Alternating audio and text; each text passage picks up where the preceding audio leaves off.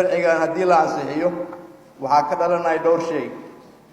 Number 1 waxaa ka dhalanaya shuruuc u baahan in la sameeyo oo ah haddii waqti lagu jiro dagaalka qof ka mid ah ciidankeena uu geysto burburin maxaa ciqaab lagu qaadayaa.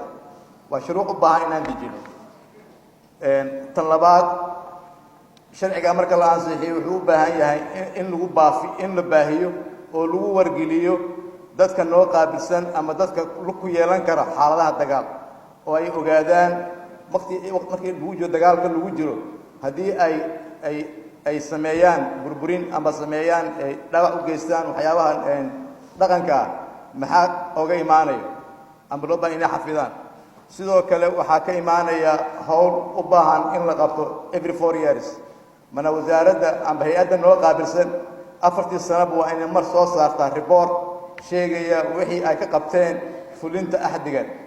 marka hay'adahaas oo dhan waxay u baahan yihiin inay ama si uun qayb uga noqdaan amba wixii meesha ka soo baxay sidii loo fulin lahaa cid fulin lahayd in la caymo idin waa loo baahan yahay.